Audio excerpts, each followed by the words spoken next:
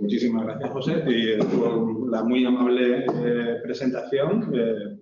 Se nota que somos amigos, o sea, no solo somos amigos, sino que fuimos compañeros de despacho en la vida, en los viejos tiempos de la precariedad y de la inestabilidad, que los dos sufrimos, que los tres más jóvenes. Éramos más jóvenes, desde luego, sí, y más precarios. Pero bueno, fuimos compañeros, ¿no? Y bueno, me congratulo también de ver a Manuel Herrero, que también fue compañero y otros, y ya claro, como van pasando los años, pues también veo uno a los estudiantes, ¿no? A sus estudiantes de máster, en este caso, que me han padecido y a algunos les tengo que dirigir el TFE. Creo que hay aquí tres que les dirijo el TFE. Así que gracias por venir, chicos. No tendrán ninguna remuneración, hay otro trabajo, pero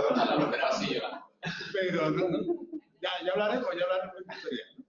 Gracias por venir y gracias por la muy amable invitación. Y el tema que propongo es algo que realmente es un tema que va uno un poco llevándolo en la mochila, ¿no? Que hubo un momento en el que lo trabajé más, vamos a decirlo así, y voy, digamos, incorporando pequeñas cosas, pequeños elementos a lo largo del tiempo.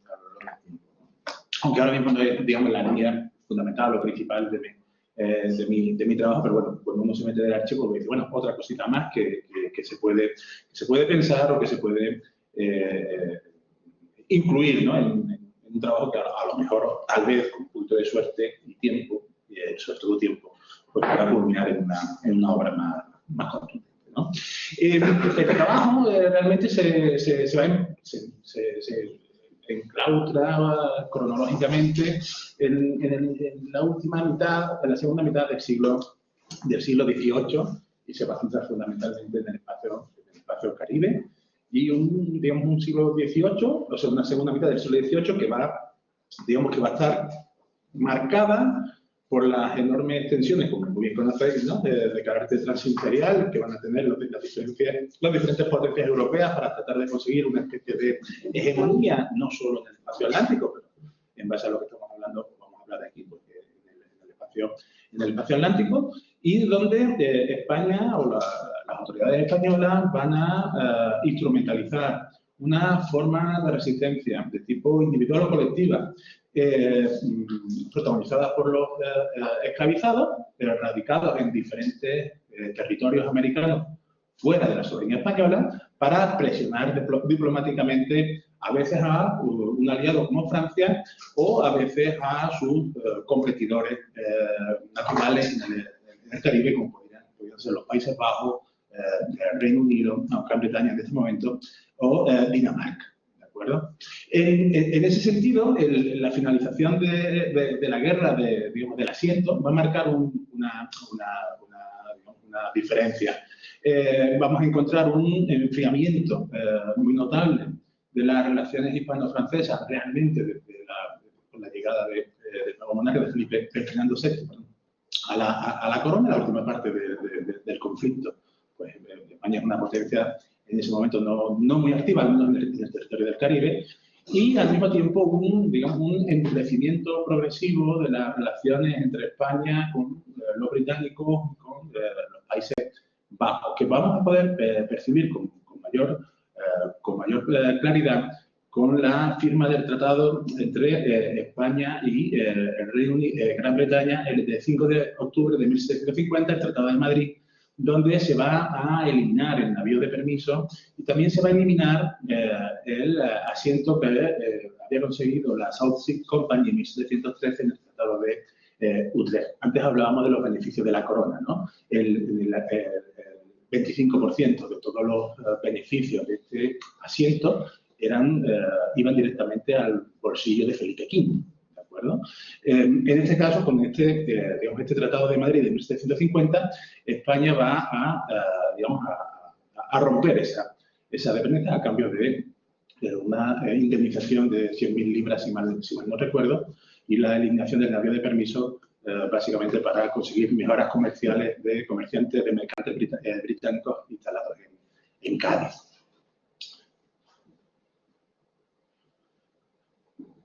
Los españoles lo que quieren tratar, lo que quieren intentar es eliminar la dependencia, en la introducción de esclavizados en su dominio,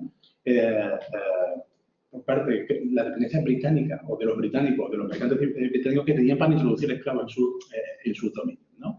Les estoy poniendo, o les voy a poner una serie de tablas, ¿no? En este caso, esclavos embarcados en África a lo largo de todo el periodo de la trata atlántica. Les he marcado el periodo concreto 1751-1800, que es el que nos permite la database de Slave Voyage obtener, digamos, los datos, ¿no? Y aquí encontramos que 10.000 personas, 10.654 personas fueron montadas en barcos de bandera española en ese periodo, ¿no? Claro, la inmensa mayoría de estas personas lo van a hacer en la década de los 90 del siglo XVIII, ¿no? A partir de 1750, ¿de acuerdo? Los británicos, para que se hagan una idea, pues en este mismo periodo pues, embarcan en las costas africanas más de 1,5 millones de seres humanos, ¿no? Hay otra idea aquí latente, ¿no? Y es que esta política la política que los españoles van a aplicar a los cimarrones transimperiales se produce en un contexto de extraordinario auge del esclavismo en todo el Caribe. Es un momento en el que la trata y el esclavismo, en el mundo británico, en el mundo francés, en el mundo neerlandés también y el danés, pues tiene, digamos, un pico extraordinario. ¿De acuerdo? Y eso le da una mayor relevancia a cómo digamos, una estrategia, como decía antes, de resistencia de los esclavizados, pues termina siendo instrumentalizada políticamente desde un punto de vista diplomático por la corona española o por los agentes españoles. Aquí más de lo mismo, un poquito, ¿no? En este caso son los que llegan, no los que están enmarcados, pero la cuestión, y estos son los esclavizados que llegan a los dominios españoles desde otros dominios americanos, ¿no? Y aquí sí he podido marcar el periodo 1751-1775 para ver algo que es importante, y es que es mucho más importante, o tan importante, el comercio intraamericano de esclavizados, o sea, el comercio regional, el que domina en el Caribe, para entender la trata hacia el mundo español, que el comercio atlántico, ¿de acuerdo? O sea, la conjunción del espacio del comercio atlántico con la redistribución americana es lo que nos da a entender a nosotros cómo funcionaba o cómo llegaban los esclavizados al mundo hispano. Porque en muchos casos, pues, básicamente los territorios americanos de otras posesiones, los territorios americanos en posesión de otras potencias van a servir como trampolín para llegar al mundo español. Bien, hay una búsqueda de alternativas para la introducción de esclavos dentro del mundo español. A partir de 1750, una de las primeras va a ser la concesión o los permisos que va a otorgar la corona a particulares o a agentes de compañías privilegiadas, como la compañía de comercio de La Habana, que se crea, si no recuerdo, en 1740, y que va a destacar a agentes comerciales en Jamaica, sobre todo, pero también en Barbados, para la introducción de cautivos en Cuba, o el intento más importante o más espectacular, que va a ser la creación de la Compañía Gaditana de Negros en 1765, para crear una compañía exclusiva, o sea, cuya finalidad exclusiva sea la introducción de esclavos en el mundo español directamente desde África, que va a terminar siendo un absoluto fracaso, ¿no? En apenas 7 o 8 años, la deuda de la Gaditana pues, se cifraba en torno a 1 millón de pesos fuertes de plata, y ese intento por establecer un canal directo de comunicación con el occidente africano, con las costas africanas, pues termina colapsando, y la Gaditana de Negros se va a dedicar fundamentalmente a captar esclavizados desde otras partes del Caribe, fundamentalmente el Caribe británico. Jamaica y Barbados nuevamente se van a convertir en lugares de provincia. Entonces, estamos digamos, España endurece su posicionamiento ante otras potencias europeas, intenta prescindir de los agentes comerciales británicos fundamentalmente para introducir esclavos en sus dominios, pretende fomentar el esclavismo, que mercantes o agentes comerciales españoles participen de una manera más activa en la trata, aunque esto termina fracasando. Y todo esto en un contexto de auge extraordinario de la esclavitud y de la trata esclavista el mundo caribeño, aunque no necesariamente en el mundo español. ¿De acuerdo? Ahora, hemos hablado del Tratado de Madrid de octubre de 1750. En 24 de septiembre de 1750 se va a pedir una Real Cédula en la que se va a exhortar a que se devuelva a los esclavos fugitivos, a sus dueños ingleses, neerlandeses o daneses, siempre y cuando estos esclavizados manifestasen claramente su intención de profesar el catolicismo y que se dirigieran en derechura a los territorios del monarca católico. Las personas que tuviesen o se acogiesen a esa medida debían estar o quedar bajo supervisión de un vecino, de honradez probada, por el tiempo de un año para darle instrucción católica, y al cabo de un año esas personas serían reconocidas como personas jurídicamente libres. ¿De acuerdo? Y es una política general para estos territorios, ¿no? por parte de la corte. Claro, Francia no está dentro de no está contemplada dentro de esta Real Cédula, que se aplica fundamentalmente a potencias protestantes. Francia, que es país católico y aliado, va a quedar al margen de esas disposiciones, pero existían fricciones, ¿de acuerdo? Fricciones bastante notables, sobre todo, aunque no exclusivamente, en la isla de la Española. También Tomás Meret ha trabajado sobre la devolución de esclavizados fugitivos entre Texas y la Luisiana, antes de que la Luisiana tuviese soberanía española, ¿no? Pero lo que observa es algo parecido. ¿Cómo van a llegar esclavos fugitivos cruzando las fronteras políticas, las fronteras políticas, solicitando libertad, y cómo las autoridades españolas, en Texas en este caso, pues van a responder tarde y mal, generalmente, a estas reclamaciones, van a tardar literalmente años en responder muchas veces, y en ocasiones pues van devolviendo, si el propietario ha sido lo suficientemente constante, van a terminar devolviendo a sus dueños, entre comillas, a estos seres humanos, ¿no? Existían precedentes en la Española, que es el lugar donde más fricciones, ¿no? De la difícil escenario de relaciones entre los españoles recibiendo esclavizados del mundo francés, ¿no? Uno de los casos más conocidos, más visibles, muy anterior a al marco cronológico en el que nosotros vamos a desenvolvernos, es la fundación de San Lorenzo de los Minas en 1677, que es una población que hoy en día está dentro de la ciudad de Santo Domingo, pero que se funda con esclavos fugitivos que llegan desde el mundo francés antes del reconocimiento de soberanía por parte de España hacia el territorio, lo que va a ser el Saint-Domingue, en el Tratado de Ryswick de 1697. ¿De acuerdo? Hay, después de ese reconocimiento formal de la soberanía francesa sobre una parte de la isla de la Española, las relaciones fueron relativamente tensas, ¿no? Se va a emitir una Real Cédula el 20 de octubre de 1714 pidiendo el cese de que se evite o que se elimine la costumbre existente de dar la libertad a los ciudadanos fugitivos que llegaban desde el mundo francés. ¿De acuerdo? Y esta es esta Real Cédula, o el espíritu de esta Real Cédula se va a ir repitiendo constantemente en reales órdenes que se van a emitir hacia la Española en la década de los 20 y en la década de los 30, incluso en la década de los 40, dando a entender que el cumplimiento de esta normativa pues era manifiestamente mejorable en este escenario.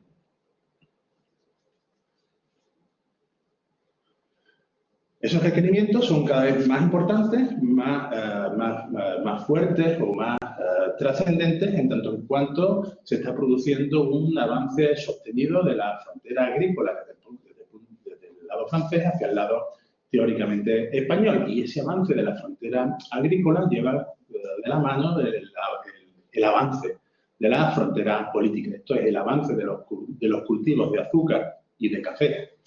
Pues van a hacer que, digamos, el dominio francés se vaya expandiendo, que la entrada de esclavizados en el Saint-Domingue sea cada vez más notable y que, por contra, el territorio español, el Santo Domingo español, que había sido el primer lugar de América donde se desarrolló un sistema de plantación y que todavía seguía siendo el corazón administrativo, judicial español en el Caribe, pues, pero era, desde el punto de vista económico, era un área absolutamente marginal dentro del Imperio Español y donde existían enormes territorios con nula o escasa presencia institucional y con escasos cultivos de importación, ¿no? Es una colonia, en este caso, pues bastante marginal, ¿no? Desde el punto de vista económico. Pero que, digamos, que va a terminar generando un elemento de complementariedad muy importante con el mundo francés. Esto es, el extraordinario desarrollo de los modelos de plantación del mundo francés hubiera sido difícil, hubiera sido distinto, desde luego, sin que se produjera una fortísima comunicación económica, política y humana, ¿no? Esa frontera pues, va a ser una frontera extraordinariamente porosa, donde ganado, personas esclavizadas pues, van a cruzarla de manera absolutamente constante. El abasto de una parte importante de las plantaciones, fundamentalmente del sur y oeste del Saint-Domingue, pues, se va a hacer legal e ilegalmente desde el Santo Domingo español. Y muchos de una parte de los esclavos, de las personas esclavizadas que están huyendo de su situación en el mundo francés, van a terminar cruzando la frontera política y se van a crear enormes territorios cimarrones, ¿no? Lo que podemos, sobre todo en la zona, bueno, ahora lo vamos a ver un poquito más adelante, sur de la frontera, que es una zona extraordinariamente montañosa.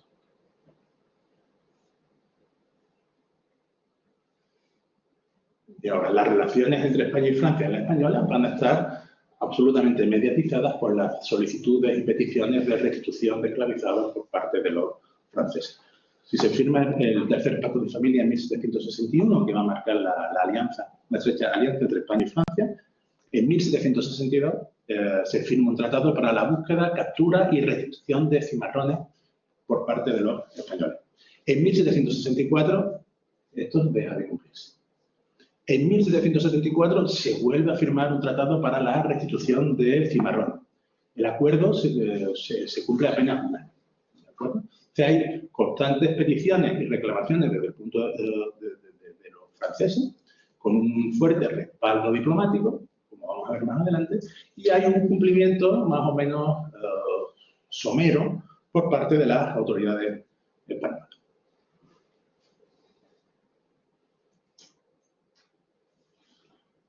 Cuando se produce el Tratado de Aranjuez de 1777, que va a marcar la frontera política entre el mundo español y el mundo francés, en la isla de la Española, se va a agregar a este tratado un acuerdo por el que España y Francia se comprometen a acabar con un maniel, con un palenque muy fuerte, muy importante, radicado en las sierras de Bauruco, que donde la mayor parte en el sur de la frontera entre el mundo español y el mundo francés, un maniel que estaba, digamos, la inmensa mayoría de las personas que vivían allí procedían del mundo francés y que los franceses estaban reclamando constantemente. Pero que los españoles no tenían capacidad militar ni disuasoria para conseguirlo, ni los franceses tampoco. De hecho, hay alguna expedición militar francesa que cruza la frontera y termina siendo derrotada por estos esclavizados que viven en este maniel, en este palenque. ¿De acuerdo? Que aquí lo pueden observar. Este palenque, este maniel, que es como se le llama en Dominicana, ¿no? Hoy en día, va a ser objeto de gran atención, ¿de acuerdo? Los españoles van a llegar a negociar con el Palenque, con el Maniel, van a desplazar a un comisario que va a estar un tiempo muy largo en el Maniel, que va a hacer un diario, Santo Domingo 1001, me parece que es todo el legajo en el que está esto. Incluso va a hacer un censo de la población esclavizada que está ahí y hacer, digamos, una visión muy interesante de ritos, de costumbres, ¿no? De quienes los componían. Y algo importante también, y es que en este Maniel existían sensibilidades políticas distintas y liderazgos políticos distintos. Esto es, hay un grupo que se denomina a sí mismo como criollos de las montañas, se llaman a sí mismos así, de esa manera. Se supone que son personas que llevan mucho tiempo o que incluso han nacido en este periodo en el que están viviendo de manera libre al margen de las autoridades españolas o francesas, y hay otros que se denominan o se autodenominan como estampados, ¿de acuerdo? Estampados por el sello, por la carimba, ¿no? O sea, y aparentemente son personas que llevan poco tiempo en el Saint-Domingue y que han huido. Y tienen líderes políticos distintos. Y los españoles intentan negociar con los dos líderes, vamos a decirlo así, para tratar de reducir el Palenque y crear un pueblo de negros libres. Los miembros de este Palenque se negaron sistemáticamente a negociar con los franceses. O sea, no querían, hay un término, en una ocasión incluso, antes muertos que volver, ¿de acuerdo? Porque sabían que se ponían a castigos bastante severos, ¿no?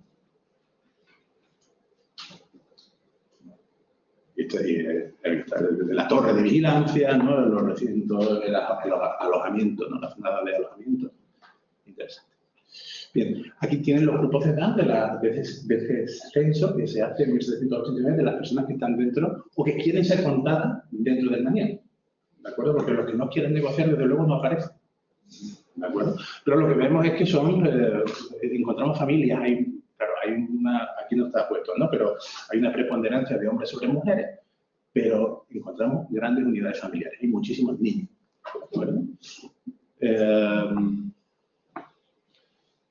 Y estos son los que hacen imposible que militarmente que los españoles o los franceses los derroten, ¿no? Esto es importante. La opción diplomática se abre cuando la opción militar fracasa. ¿De acuerdo? No es que los españoles estén negociando contra no. Intentan reducirlos militarmente, fracasan, se abre la negociación, que es encabezada por el arzobispo de Santo Domingo y por el cura de Neiva. Un sacerdote que no quiere, que solicita que no se le dé, pero lo manda para allá y cumple con la negociación. Vamos a decirlo así. Ahora, los españoles van a acceder a no devolver a los esclavizados, a los franceses, a que se queden en el mundo español. Van a intentar conquistar nuevamente o derrotar militarmente el Maniel en 1787, pero fracasan nuevamente. Se abre todo un turno de negociaciones, primero para la elección del lugar. De acuerdo, vamos a reducirnos, ¿no? ¿Dónde nos ponemos? Hay toda una discusión sobre ellos quieren estar cerca de la costa. ¿Por qué? Porque tienen un amplio espectro de contacto comercial con embarcaciones que van hacia el Saint-Domingue, fundamentalmente consiguiendo en muchas ocasiones armas de fuego, que era por lo que les preocupaba particularmente a las autoridades españolas. Tampoco ellos querían estar muy cerca de grandes ciudades o de pueblos españoles. Y bueno, ¿qué termina sucediendo? Bueno, que hay un grupo, ¿de acuerdo? Aquellos que son denominados como criollos del Maniel o criollos de las montañas, que deciden negociar y que deciden reducirse. Y van de las montañas y fundan un pueblo de negros libres que existe en la actualidad, que es San Cristóbal del Naranjo. ¿De acuerdo? Que no tiene demasiada memoria de todo esto que les he contado. ¿De acuerdo? Pero el origen de la fundación tiene que ver con este proceso de negociación. Los que se consideraban estampados no bajan, nunca. ¿De acuerdo? se quedan en las sierras, ¿no? Y tienen una participación interesante cuando arranque o cuando estalle el proceso revolucionario en el San Domènec. Que es verdad que durante un periodo muy inicial la participación de cimarrones en el proceso revolucionario pues, es limitada, o si existe es limitada, y posteriormente sí que va a tener, digamos, una mayor difusión. Pero en un primer momento, eso, digamos, el trabajo de Gabriel Lilien lo mostraba bastante bien. En este caso, los cimarrones estaban mucho más preocupados por su propia agenda política que, digamos, por proyectos mucho más amplios de creación de espacios políticos o supresiones de la esclavitud a nivel mucho más importante. Este San Cristóbal del Naranjo fue abandonado en 1797, cuando los británicos llegan e invaden la parte española durante su participación en la Revolución de San Domènec, y vuelve a ser poblado a partir de 1810 con las familias que habían huido de la guerra, ¿vale? Pero yo les digo, hoy en día, la fundación y ese pueblo que existe en el sur de lo que hoy es República Dominicana, pues nace de ese proceso de negociación.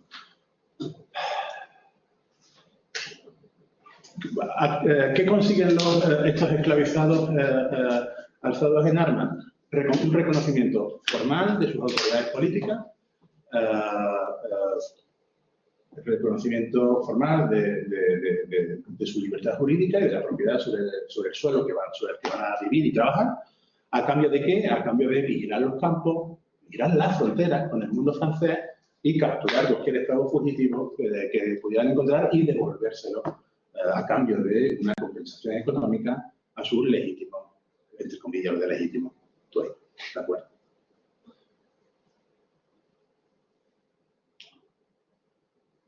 Bien. Claro, hablamos del Caribe y el Caribe es un espacio enorme, muy complejo, muy grande, de fronteras múltiples de diferentes espacios imperiales, ¿no? Y ahora vamos a entrar un poco más en la materia de la recepción de esclavos fugitivos que llegan al mundo español, ¿de acuerdo? Que vienen de muchas partes, ¿no? Estos son algunos de los casos que he podido localizar y ubicar. Trinidad se va a convertir en un centro de recepción de esclavizados procedentes de Tobago y de la isla de Granada, pero también del Esequibo de holandés, ¿de acuerdo? Hasta 1797, hasta que la conquisten los británicos. Puerto Rico es un espacio enorme para la recepción de esclavizados desde las islas danesas, pero también desde dominios neerlandeses como San Eustaquio o San Martín. Desde San Cristóbal también van a llegar.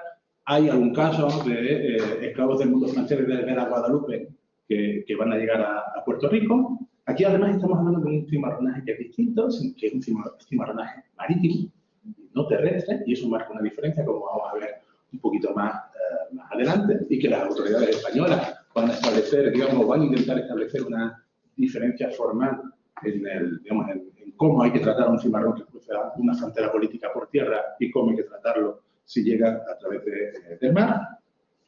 Muy importante la huida de los esclavizados de Curazao hacia Venezuela, hacia Coro fundamentalmente. Y también ahí encontramos casos, y ahora hablaremos un poquito más adelante de esto, de esclavizados neerlandeses que terminan llegando a Santo Domingo. Era marinería negra esclavizada, gente que se tira al mar directamente y que cuando está cerca de la costa, tienen la opción de llegar a la costa y que reclaman la libertad una vez llegan. ¿De acuerdo? Pero estos no son los únicos espacios, ¿no? También encontramos una comunicación desde Jamaica muy importante hacia el oriente de Cuba y la costa surcubana, Santiago de Cuba, Puerto Príncipe, van a recibir esclavizados. Desde Bahamas encontramos casos de esclavizados que están llegando incluso hasta La Habana, o desde las islas turcas, y en un caso que vamos a comentar un poquito aquí, van a llegar a Montecristi, en la costa norte de la isla de la Española, el dominio español, ¿no? de esa isla. O sea, hay muchísimos casos, hay una miríada de casos que son muy interesantes, ¿no? O sea, cada caso daría para escribir un artículo probablemente. Ahora, ¿qué vamos a encontrar? Bueno, pues el primer país que va a intentar, que va a solicitar la firma de un tratado para la restitución de esclavos fugitivos y desertores. Siempre es interesante, siempre van de la mano de esclavos fugitivos y los soldados desertores, ¿no? Para que se les devuelvan. Va a ser Dinamarca, ¿no? La isla de Santa Cruz, de San Tomás, de San Juan, muy cerquita de Puerto Rico, uno de los principales hubs comerciales del Caribe, que desde 1764, si mal no recuerdo, se va a convertir en Puerto Franco. Está recibiendo muchos esclavizados y que se convierte en uno de los lugares desde los que las embarcaciones danesas están redistribuyendo cautivos por todo el Caribe, y también hay una demanda interna de esclavizados bastante importante, ¿de acuerdo? Ahora, los daneses solicitan la firma de un tratado, como decía, para de restitución de esos esclavos fugitivos, y los españoles van a terminar accediendo y van a terminar firmando ese tratado, pero va a ser un tratado que solo va a componer o a ser aplicado entre los dominios daneses del Caribe y la isla de Puerto Rico, en un caso muy particular.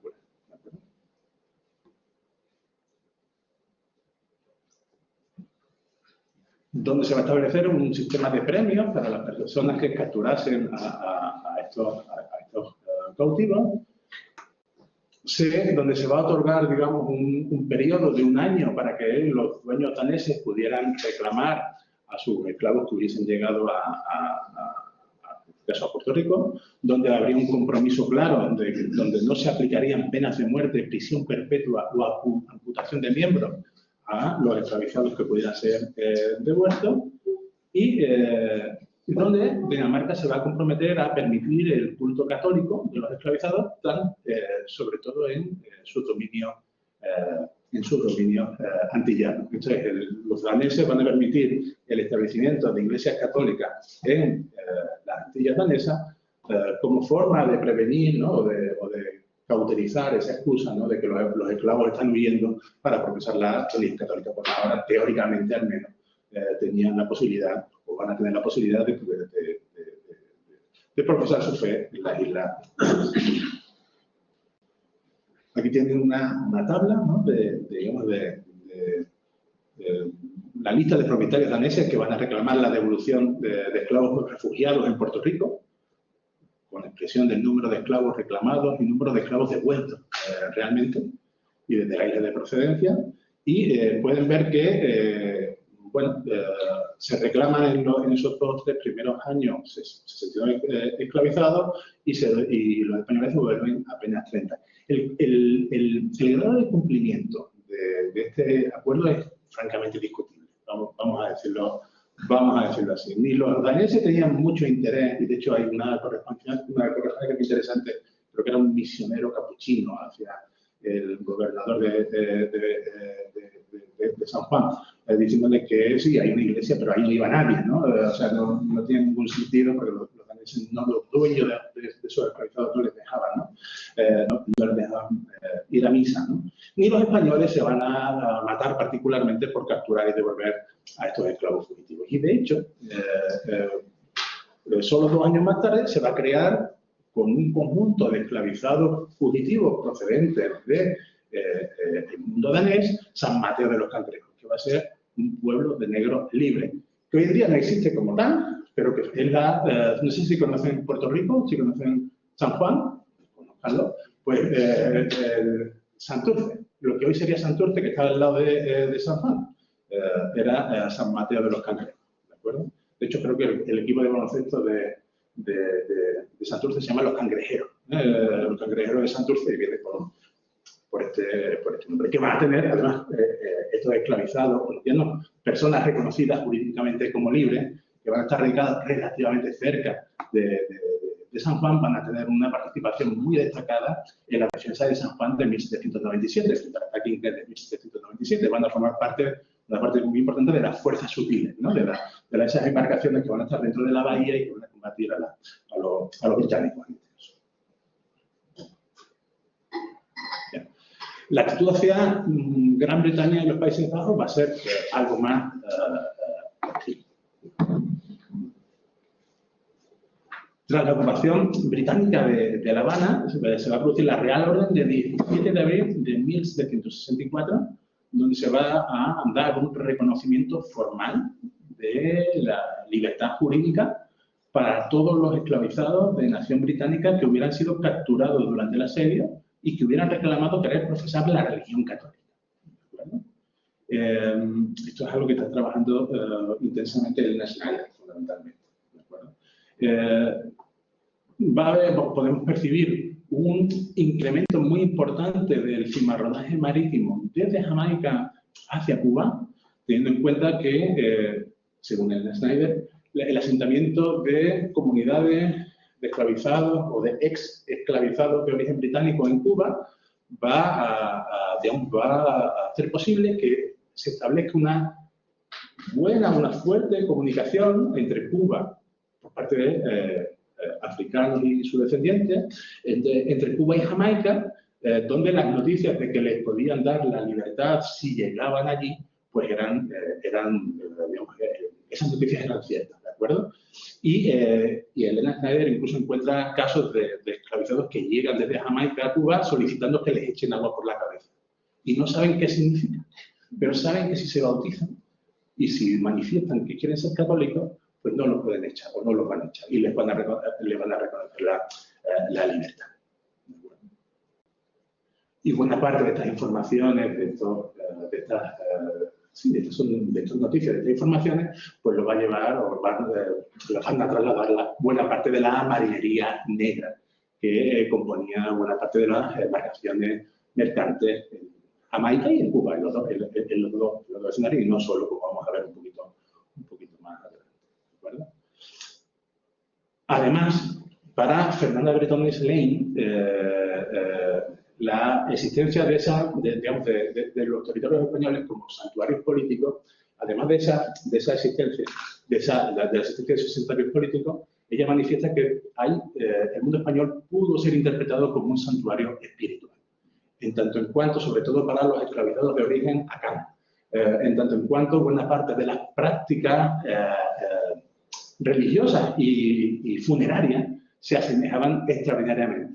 Y percibiendo como, digamos, el absoluto descuidado con el que una parte de los propietarios de esclavizados en Jamaica trataban a los esclavizados muertos, frente al cuidado del cuerpo, y habla del cuerpo exactamente Fernanda Bretones Lane, que se tenía dentro del mundo católico, pues no solo habría que interpretar como uno de los factores de expulsión o de huida, ¿no? Huir de una situación de explotación horrible, ¿no? De lo que podemos imaginar que sucedía dentro del sistema de esclavitud jamaicano en este caso, sino que también hay un espacio de acogimiento donde las prácticas religiosas o ciertas formas de tratar con dignidad o como podía interpretarse la dignidad a esclavizados muertos, pues fue un factor a tener en cuenta.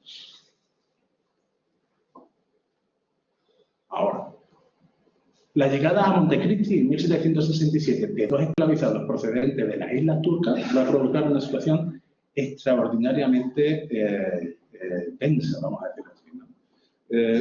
La noticia de la llegada de esa embarcación va a provocar un conflicto que va a terminar llegando al Consejo de Indias.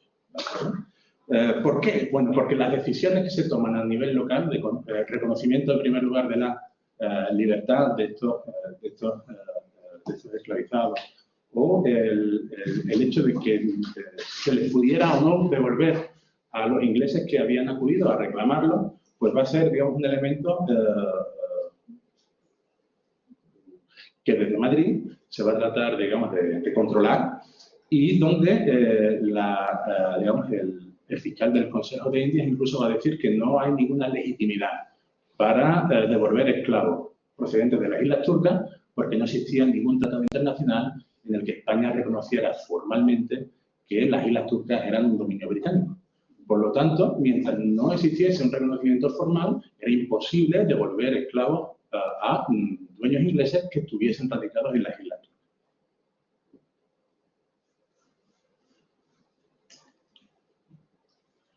Ahora, hay un elemento también importante, y es que los españoles fueron muy consistentes en negar la restitución de esclavizados a los británicos.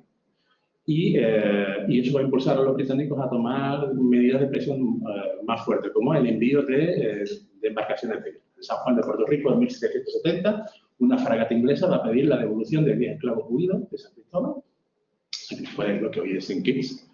En La Habana, en 1789, 2 fragatas de guerra van a solicitar la devolución de un número crecido de esclavos procedentes de Jamaica, a los que el capitán general de La Habana se va a negar, y las embarcaciones van a entorpecer el tráfico comercial durante unas semanas, y van incluso a intentar entrar dentro de la bahía, lo que va a provocar que se les disparase, ¿no? Se les hiciera tiros de advertencia desde los baluartes españoles. O sea, los españoles van a intentar no negociar nunca con los británicos. Una política que van a heredar los norteamericanos. Cuando Estados Unidos ya ha reconocido formalmente su independencia en 1783, hay una comunicación pocos meses después de San Agustín a Madrid, cómo hay que tratar a los esclavos que vengan desde los Estados Unidos, y el Consejo de India dice exactamente igual que si fueran ingleses, o sea, no devolverlos nunca, ¿no? Y hay ahí también se van a crear pueblos de negros libres, uno muy conocido, ¿no?, que es Formosa, que va a terminar siendo destruido años después por Andrew Jackson, ¿no?, en el contexto de las primeras guerras semínolas, ¿no? Pero sí que es verdad que Florida se va a convertir en un lugar de asilo para esclavos fugitivos procedentes del sur de los Estados Unidos. Primero de las 13 colonias de la Carolina y después también de Georgia, que es la última que se funda. Bueno, pero toda esta política va a permitirle a España ofrecer una visión muy amable de su actitud frente a los esclavizados, ¿no? Esta imagen que están viendo acá es un grabado de 1788, donde pueden ver a un español, que es el que lleva el escudo, ¿de acuerdo? Donde ese español lleva una espada que está tratando de cortar el lazo de un comerciante británico, que une a un comerciante británico con una persona de características afro, y la visión atrás es de que esos afros están muy contentos, ¿no? Están muy felices por llegar, por la actitud de ese español que está rompiendo las cadenas o el lazo que los une con los británicos. Y el británico lleva una fusta, ¿no?, un látigo en la mano, ¿no? Claro, es una imagen propagandística, claramente, ¿no? 1788, 28 de febrero de 1789, los españoles librarían el comercio de esclavos, ¿no? Y entran miles de esclavizados en el mundo español. Una cosa es la imagen propagandística que se quiere vender, y otra cosa son las realidades de la política económica española de este periodo. Ahora, ¿qué está? Vale. ¿Qué está sucediendo con los neerlandeses, ¿no? Bueno, pues hay desde los dominios neerlandeses un incremento sostenido del fenómeno del cimarronaje marítimo, particularmente desde Curazao a Coro, como decía antes. Incluso hay casos espectaculares, un robo de una goleta con 80 esclavizados que llegan a Coro, ¿no? Y eso genera una conmoción fantástica en Curazao, ¿no? Y hay una particularidad también, y es que buena parte de la marinería de Curazao era esclavizada, ¿de acuerdo? Y eso hacía que muchas veces, como señalaba antes, los marineros esclavizados se lanzasen al mar cuando llegaban cerca de territorio español para reclamar la libertad, para decir que querían ser católicos o que eran católicos y que no podían profesar su religión, ¿de acuerdo? Ahora, también es cierto que a medida que los españoles fueron cada vez más eficientes en la represión del contrabando o del comercio de los neerlandeses, el comercio informal de los neerlandeses, esta marinería esclavizada terminaba siendo considerada como buena presa y rematada en almoneda, algo que comentaba antes Manuel, ¿no? Para evitar esto, los dueños de esclavos en Curazao van a, como nos muestra Linda Rupert y Ramón Aizpurúa, que fue el primero que lo analizó, los neerlandeses van a empezar a dar cartas de libertad temporal. Esto es un marinero que son esclavos, bueno, tienen una carta de libertad que mientras estén navegando son considerados jurídicamente como personas libres y que cuando vuelven a Curazao se les considera nuevamente como esclavizados, ¿de acuerdo? Un incentivo fantástico para estar navegando, ¿no? Y sobre todo para evitar que los españoles los pudieran rematar en almoneda si eran capturados, o que si la persona se lanzaba al mar y nadaba y llegaba a territorio español, pues no pudiera reclamar su condición jurídica de esclavizado, ¿de acuerdo? Ahora, las presiones neerlandesas van a obligar a tomar resoluciones al más alto nivel. Don José de Carvajal y Lancaster, en 1752, señaló que el cruce de las fronteras marítimas no era igual al cruce de fronteras terrestres. El riesgo de vida inherente a la navegación debía ser interpretado como un factor que rompía las cadenas de la esclavitud, por lo que no podían ser devueltos los fugitivos a sus dueños neerlandeses. Esto es una especie de mare liberum, en el sentido de que el mar, el riesgo de vida que se corre al navegar, rompía la cadena de la esclavitud con el antiguo propietario. Y aquí podríamos pensar y repensar un poco en los conceptos articulados por Keila Greenberg, a Ferrer, sobre el free soil, el territorio libre. Claro que el free soil es un Estado que ha abolido la esclavitud en su territorio y que concede la libertad a esclavos fugitivos que proceden de otros. Y aquí estamos hablando de una potencia esclavista como España, que no va a valer la esclavitud, pero que puede reconocer formalmente la libertad si se dan una serie de circunstancias. Esto es, que la persona ha puesto en graves riesgos de su vida al jugarse, digamos, el tipo al navegar, ¿no? Generalmente en vacaciones muy precarias.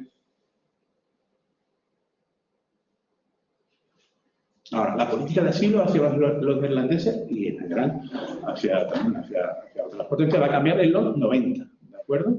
Cuando se va a producir el intento de crear un cordón sanitario por parte de los españoles, tanto en la península como en América, para evitar la propagación de ideas potencialmente revolucionarias, ¿de acuerdo? Los españoles incluso van a prohibir, teóricamente, la compra de esclavizados en el mundo francés. Y es algo que se va a repetir a partir de 1791 con mucha fuerza cuando el proceso revolucionario de Saint-Domingue pues, termine estallando, ¿no? Y esto va a hacer posible que españoles y neerlandeses terminen firmando un acuerdo para la restitución de esclavos fugitivos el 21 de junio de 1791, que va a ser aplicado a todos los dominios españoles y a todos los dominios neerlandeses. Bueno, frente al modelo danés que solo marcaba territorios daneses y la isla de Puerto Rico, y es algo general.